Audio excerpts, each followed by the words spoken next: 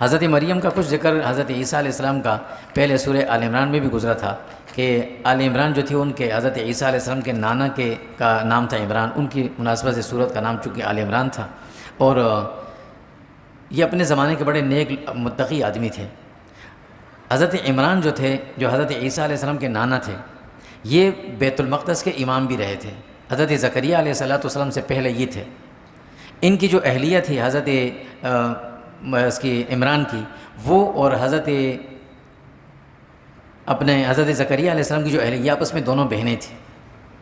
حضرت زکریہ علیہ السلام کی اہلیہ چھوٹی تھیں، یہ بڑی تھیں، یہ دونوں بہنیں تھیں آپس میں، اتفاقاً دونوں کے یہاں اولاد نہیں تھی۔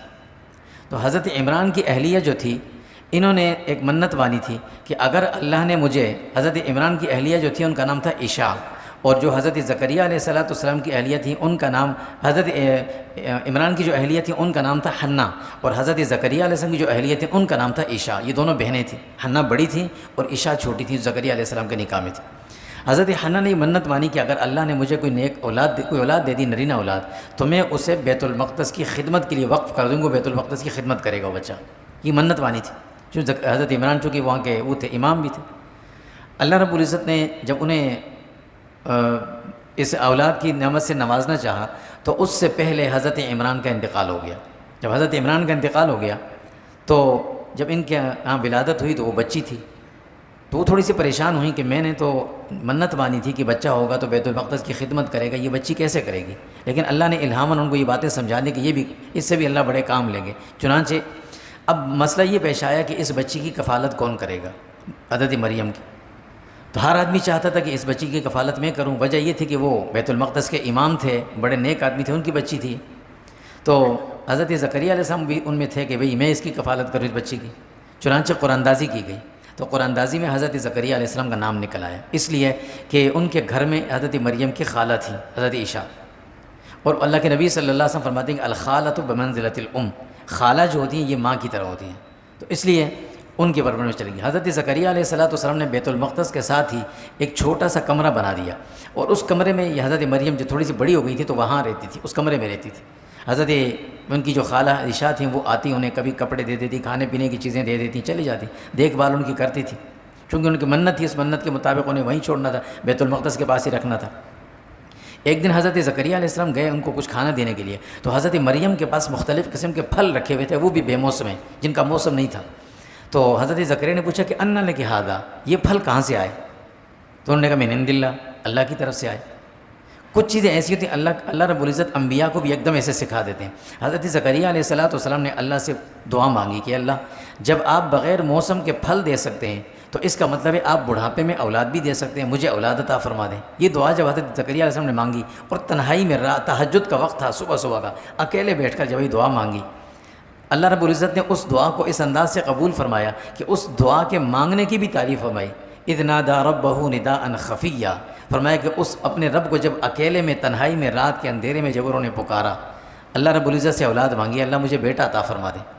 اللہ رب العزت نے دعا کو اس انداز سے قبول فرمایا کہ زکریہ آپ کو بیٹا بھی ملے گا، وہ نبی بھی ہوں گے، صاحب شریعت نبی ہوں گے، ان کو نبوت بھی ملے گی، یعنی اتنا بڑا انعام عطا فرمایا۔ حضرت زکریہ علیہ السلام کی دعا بھی قبول ہو گئی۔ حضرت مریم جو تھیں وہ ادھر اسی اپنے اس حجرے میں رہتی تھیں۔ جب یہ بڑی ہوئی تو ایک دن جبرائیل امین ان کے پاس انسانی شکل میں آ گئے۔ اب یہ تھیں بڑی باحیا، ان جبرائیل امین کو دیکھ کر یکدم گھبرا گئیں اور ان سے کہا کہ میں تمہیں اللہ کی پناہ مانگتی ہوں تم سے، تم کون ہو، کیا کرنے آئے ادھر؟ انہوں نے کہا مجھے اللہ رب العزت نے بھیجا ہے، گھبرائے نہیں۔ ان کے گریبان میں ایک پھونک مارا اور چلے گئے، جبرائیل امین چلے گئے۔ اس سے اللہ رب العزت نے حضرت اسماعیل علیہ السلام کو ان کے پیٹ میں جو ہے نا وہ پیدا فرما دیا، اور پھر ان کو دنیا میں آنا تھا۔ جب قریب الولادت ہوئی حضرت عیسیٰ علیہ السلام، میں نے نام کسی اور کا لے لیا، حضرت عیسیٰ علیہ السلام کو اللہ رب العزت نے دنیا میں لانا تھا۔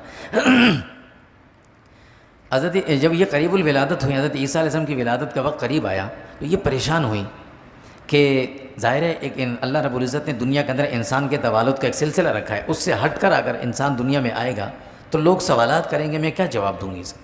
یہ ایک گھر سے نکل کر دور ایک جگہ چلی گئی، ایک درخت، کھجور کا درخت تھا، اس کے نیچے بیٹھ کے اللہ رب العزت نے وہاں پہنچا دیا، اور اللہ کی طرف سے انہیں الہاماً یہ بات بتائی گئی کہ اس کھجور کے درخت میں سے کوئی پھل کھا لیں اور اس کے نیچے پانی تھوڑا سا یہ پی لیں۔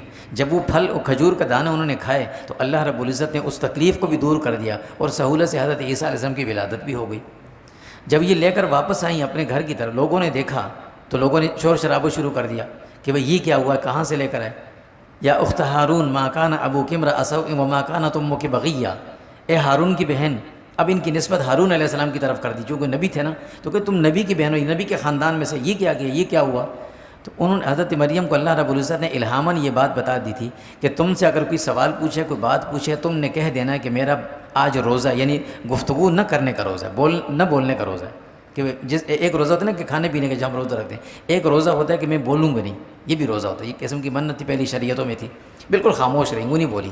حضرت عیسیٰ علیہ السلام خود بول پڑے، انی عبداللہ آتانی الکتاب وجعلنی نبیا وجعلنی مبارکا اینما کنت واوصانی بالصلاۃ والزکاۃ ما دمت حیا۔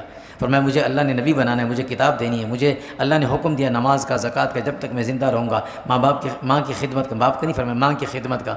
یہ ساری باتیں جب کہیں تو لوگ بھی خاموش ہو گئے کہ اللہ رب العزت نے یہ معجزہ کے طور پر دکھا دیا۔ خیر یوں حضرت عیسیٰ علیہ السلام دنیا میں تشریف لائے۔